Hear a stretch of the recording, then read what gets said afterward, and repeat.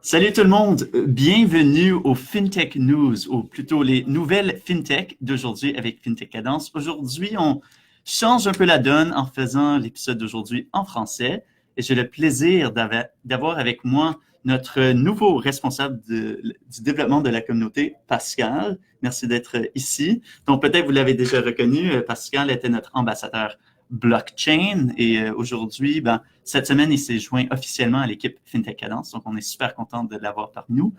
Donc, avant de commencer l'épisode d'aujourd'hui, on s'est dit que ce serait intéressant que tu expliques rapidement ton rôle au sein de FinTech Cadence. Tout à fait. Donc, je suis responsable de la communauté. Donc, qu'est-ce qu'on veut faire chez FinTech Cadence? On est un joueur de l'écosystème FinTech et on est là pour connecter toutes les parties prenantes afin de créer les meilleures startups en FinTech. Donc, dans mon nouveau rôle, je vais être en charge de connecter la communauté, développer la communauté, tant au niveau étudiante, avec des professeurs, les étudiants et cette communauté-là, que c'est la communauté de professionnels qui veulent créer ou qui ont le goût de créer une startup en FinTech. Génial. Donc, aujourd'hui, en nouvelle FinTech en général, on va parler de trois sujets très intéressants. Tout d'abord, on va passer par le Japon avec l'entreprise Rakuten qui fait un peu de lobbying avec le gouvernement pour passer des normes en crypto-monnaie. Par la suite, on voyage en Croatie où est-ce que la poste croate va permettre l'échange des crypto-monnaies. Donc, Pascal, tu pourras nous expliquer ça. Et finalement, on passe par la Suède où est-ce que la startup Klarna devient la FinTech avec la plus haute valuation en Europe.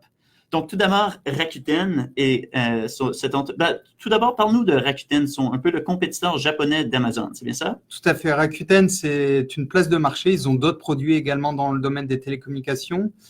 Et ils font énormément de lobbying en ce moment au niveau du gouvernement du Japon sur les réglementations. Les réglementations au niveau crypto, au niveau des ICO et également au niveau des stablecoins.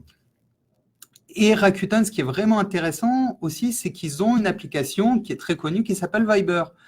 Et quel est le plus gros compétiteur de Viber? C'est WhatsApp. Et WhatsApp, c'est qui? C'est le groupe Facebook. Donc, on a parlé récemment que Facebook lançait son stablecoin avec Libra.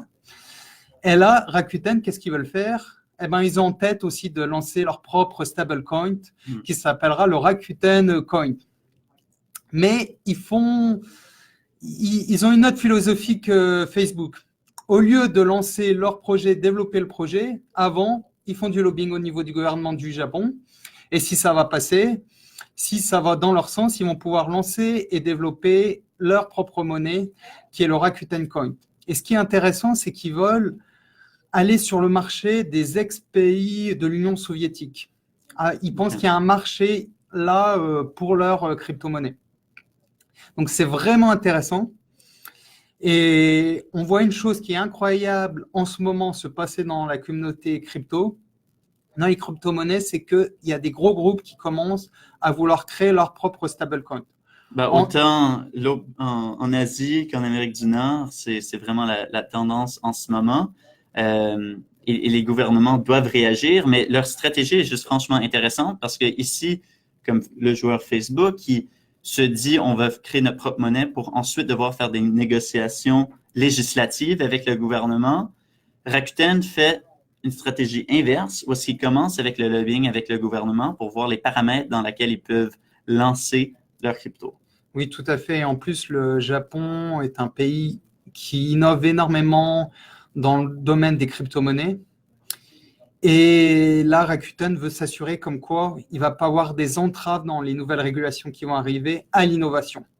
Ils veulent que ça soit réglementé, notamment sur les stablecoins, ICO, etc., qu'on mesure le risque, mais surtout que ça ne va pas entraver l'innovation et qu'il va y avoir des lois qui vont pas les empêcher, eux, Rakuten et d'autres joueurs japonais, à pas développer leurs produits et leur innovation, parce que je pense qu'ils ont d'autres idées. Quand on voit des gros joueurs comme Alibaba en Chine, qui est aussi dans le domaine de la finance, avec Alipay, et Rakuten a aussi un domaine dans la finance. Donc, on voit qu'il y a des gros joueurs. En Asie, Alibaba, Rakuten, et Rakuten qui commence à avoir à se développer énormément, notamment sur le marché européen, et Amazon qui est présent en Amérique du Nord et sur le marché européen.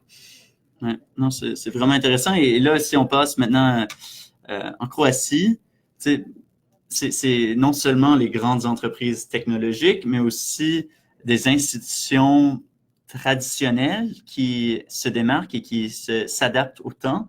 Donc, en Croatie, en fait, la Poste va maintenant, donc ils ont plus de 1000 bureaux de poste à travers la Croatie, qui vont commencer ils font un projet pilote pour accepter les cryptos et faire des échanges contre les cryptos pour la devise croate. Donc, t'en penses quoi qu'une institution gouvernementale, la Poste en tant que telle, commence à accepter la crypto-monnaie? Je pense que pour l'adoption, c'est incroyable. Ça rend de manière légale, d'une certaine façon, que des pays, peu importe la taille du pays, qu'ils autorisent l'échange du Bitcoin à leur monnaie locale. C'est comme quand tu vas dans ta banque ou quand tu vas à ton bureau de poste que tu peux donner des Canadiens dollars et en échange, tu as un service. C'est vraiment intéressant et surtout ce qui est intéressant, c'est pourquoi ils l'ont fait, parce que de plus en plus de monde, de Croates, ont des crypto-monnaies. Et là, pourquoi c'est populaire en Croatie en tant que tel, la crypto-monnaie? Sais-tu? C'est une bonne question. Je pense que c'est populaire comme dans beaucoup de pays européens et ça devient de plus en plus populaire. Pourquoi en Croatie en elle-même? Je pense que j'ai vraiment du mal à le dire. Autant dans d'autres pays comme le Japon, je peux comprendre, il y a une régulation, etc. Je pense que le gouvernement n'a jamais trop empêché leurs citoyens à utiliser les crypto-monnaies et à faire d'achat sur les crypto-monnaies. Donc, ceci, ça aide. Et je pense aussi la Croatie voit ses partenaires européens aller dans ce sens-là, comme l'île de Chypre, l'île de Malte, la France qui met aussi une régulation, des régulations positives dans le domaine des crypto-monnaies. OK. Non, c'est vraiment intéressant. On va suivre qu'est-ce que ça donne parce qu'encore une fois, c'est juste un projet pilote. Donc, on espère le voir se développer parce que ce serait génial pour de la crypto en général. On va suivre ce dossier dans les semaines qui suivent. Passons maintenant à la dernière nouvelle, Klarna.